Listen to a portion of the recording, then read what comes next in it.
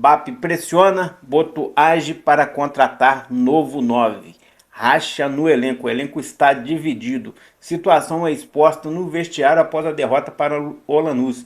E eu vou falar também da nova tecnologia que foi usada ontem no jogo da Libertadores, que estará sendo usada em breve também no Brasileirão. Tô chegando cheio de notícias, cheio de informação importantíssima do nosso Flamengo. Peço a você que está de cantinho, que tá com o dedo no like, se inscreva, meu filho, porque é um flamenguista de verdade. Apoie o outro, simples assim, consegue me ajudar. Clicou no like, se inscreveu. Abençoado, faça o canal de conexão com o Flamengo. Nosso Mengão malvadão, que tá parecendo um gatinho, mas as coisas vão mudar. E se você põe fé, comenta aí, meu filho. Fala, meus fofos, vocês estão bom? Eu tô bom, sejam todos bem-vindos e vamos que vamos. Lembrando, quem clica no like, clica no hype se você conseguir me ajudar.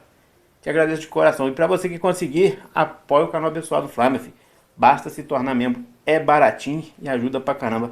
E aqui embaixo tem produtos selecionados do nosso Mengão, os quais você comprando vai ajudar o Flamengo, vai ajudar também o canal e vai ajudar os vendedores. Tamo junto? Então vamos que vamos. Meus amigos, a situação é a seguinte. Ontem, após o jogo, ainda no vestiário, a Arrascaeta quebrou o pau da barraca. A situação é a seguinte. A Arrascaeta foi mudado novamente de posição após pressão aí da torcida, de alguns comentaristas e alguns setoristas do Flamengo falar que ele estava jogando mais adiantado na posição do Pedro. Só que não foi por causa do Pedro que ele foi recuado da posição de meio armador, não. Foi para abrir espaço para o Paquetá. Só que não está dando certo. E o De Arrascaeta não está gostando. Então o De Arrascaeta, como tem muito mais tempo de caso que todos os outros, até mais do que o Felipe Luiz, que ele chegou meses antes do Felipe Luiz, no vestiário ele expôs na frente de todo mundo que não está gostando da nova posição, não está gostando da postura do time em campo e pediu mudanças urgentes. Só que aí muita gente está falando, está tendo um racha no elenco. Não, o que está acontecendo é o seguinte. O Carrascal foi visto no Carnaval, na terça-feira, enchendo a cara, saiu de lá trocando as pernas. E no jogo de quinta-feira, ele estava lá para jogar. Outros jogadores que se concentraram ficaram no banco. Que é o caso do Samuel Lino, que é o caso do Pedro. E de outros jogadores que até jogaram. E esses jogadores que estavam concentrados bonitinho, não gostaram de ver um jogador que estava enchendo a cara, que não está dedicando nada fora de campo. E aí colocou o cara como titular. Ontem ele jogou mal, mas ele até que tem jogado algumas partidas razoáveis. Não é o pior do time nesse momento. Também não é o melhor, né? Não é o destaque. E isso aí tá incomodando. Então o que acontece?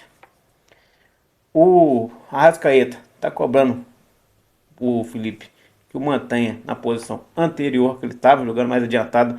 A posição que ele jogou melhor na carreira, que foi o ano passado, mais adiantado, como se fosse um falso 9, que vai ocupar a mesma posição que o Pedro, mas dá para jogar até junto com o Pedro. Outros jogadores estão cobrando titularidade porque acham que se dedicam mais do que outros. Só que não existe racha no elenco. O elenco do Flamengo é até muito unido. Só que eles cobram isso aí.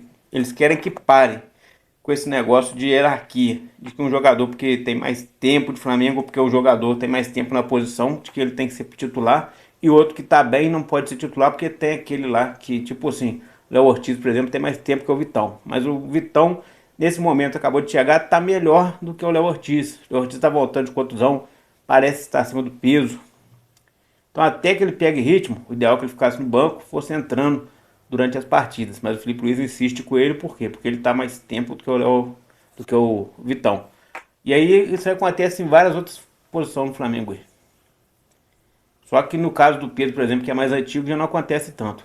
No caso do Pedro, galera, muita gente acredita que no final do ano o Pedro vai sair do Flamengo. Se não sair no meio do ano. Por quê? Porque a gente... Tá claro, galera. Tá claro. Tá muito claro que o Felipe Luiz quer queimar o Pedro para tirar o Pedro do elenco. Ele não agrada do estilo de jogo do Felipe Luiz. É uma coisa assim absurda de se entender. Porque o Felipe Luiz tem que jogar aqui, ó. Tá os dois zagueiros, ele tem que jogar aqui. O centroavante joga aqui. Mas ele quer um centroavante que tenha características de ponta e que faça isso, ó. Em vez de ficar no meio dos dois zagueiros, travando o zagueiro de sair, mantendo o time sempre do adversário recuado, ele quer um atacante que fique dando cobertura, travando e atacando os espaços em cima dos laterais E também do zagueiro quando tiver com a bola, pressionando. E o Pedro não faz isso. O Pedro até fica no meio dos dois zagueiros. Ele, com as qualidades que ele tem, ele segura os dois zagueiros só ele estando ali.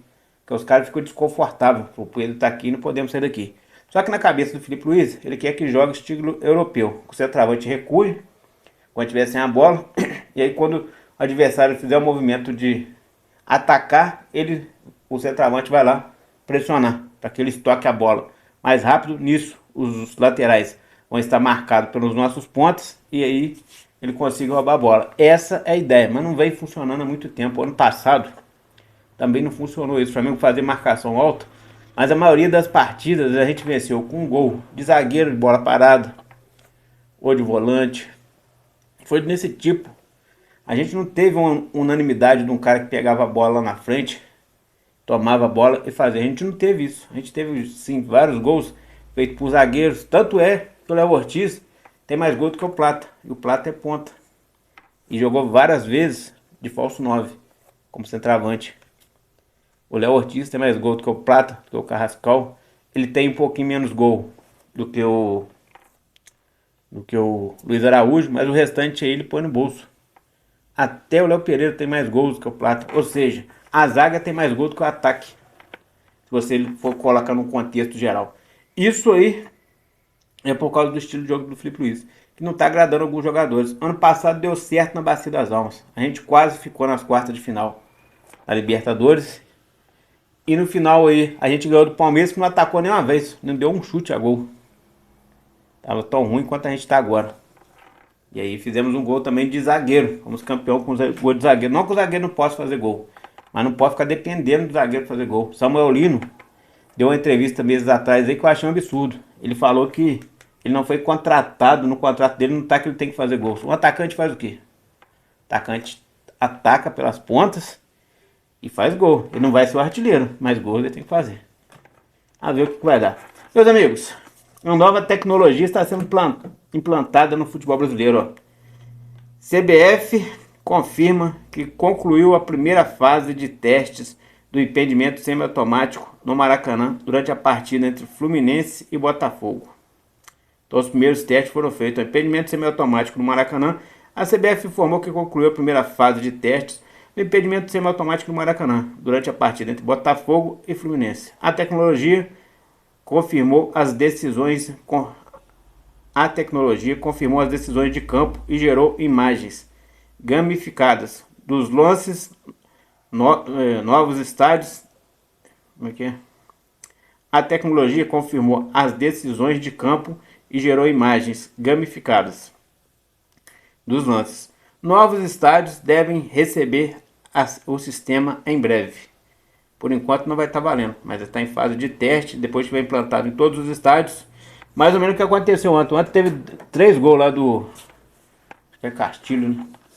Os 3 gols que ele fez, 2 foi impedido. Um dava para ver nitidamente, o outro até o bandeirinho levantou a bandeira, mas ficou muito em cima.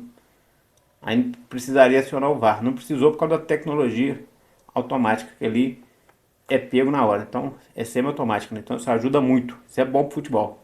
Muito bom pro Brasileirão. E o terceiro gol não teve jeito, né? E aí, que negócio, o cara voltando de contusão, fez 3 gols no Flamengo. Impressionante. Meus amigos, o BAP pressionou o Boto. Falou com o Boto que quer um centroavante, que contrate um centroavante urgente e tem até o dia 3 de março, quando fecha a janela, para concluir isso. É fácil? Não. Eles querem um jogador que chegue e abafe tudo que aconteceu até agora. O Lucas Paquetá, quando chegou, o Flamengo vinha numa situação meio ruim, já tinha perdido alguns jogos carioca, brasileirão, deu aquele abafada. Agora eles querem um outro para abafar mais ainda, para poder dar respaldo ao Filipe Luiz, para ver se o Filipe Luiz chega até o meio do ano e engrene, porque a pressão pela saída do Filipe Luiz já existe e ela está interna. Alguns conselheiros já começam a bater o pé ali, não estão gostando da situação. E os conselheiros por enquanto não vão conseguir nada. Mas a parte da torcida aí já não está gostando do trabalho do Filipe Luiz. Se isso aumentar muito, aí ninguém consegue segurar mais o técnico. Então eles vão correr atrás. A gente tem informação que veio lá do jornal The Mirror, da Inglaterra, de que o Flamengo formalizou a proposta de empréstimo, vai pagar 30% do salário do Davi Nunes, o Al Hilal os outros 70%, e ele viria por empréstimo até o final do ano. No Flamengo não se confirmou nada disso, mas a verdade é, o Flamengo tem conversas com o Davi Nunes, mas não sabemos se vai ser colocada essa proposta. E agora, com essa pressão, que os resultados não estão vindo, pode ser que o Flamengo formalize essa proposta e contrate. Hoje, que dá para contratar é o Davi Nunes, o Marcos Leonardo, que são jogadores que estão lá no Al Hilal, e o Al Hilal pôs eles como negociáveis. Outros jogadores, como a torcida gostaria de ver, Luiz Henrique, talvez no meio do ano, Richarlison, pode ser no meio do ano, mas diz que o Atlético de Madrid já abriu conversa com ele, ele deixou bem claro, se tiver proposta de fora do Brasil, que ele prefere ficar fora do Brasil, caso ele vier para o Brasil, que ele daria preferência ao Flamengo, mas caso ele viesse para o Brasil, caso contrário, ele prefere ficar lá fora. Então o Flamengo nesse momento tem essa cartada aí para fazer pelo Davi Nunes. Vai conseguir? É muito difícil. Se não botar de um jeito que agrade o jogador não vem. Se agradar ele muito bem agradado, vamos supor, com o salário mais alto, coisa e tal, e der muita regalia, outros jogadores vão querer. Vocês estão vendo o Arrascaeta, que já está achando ruim da mudança de posição. Imagina, chegando o Davi Nunes cheio de regalia, ele vai querer também. Aí tem a situação do Pedro. O Felipe Luiz não quer um cara para revelar com o Pedro, ele quer um cara para a torcida esquecer que existe o Pedro. Ele não quer o Pedro de jeito nenhum jogando no Flamengo. É uma coisa assim que a gente não consegue entender, mas essa é a verdade.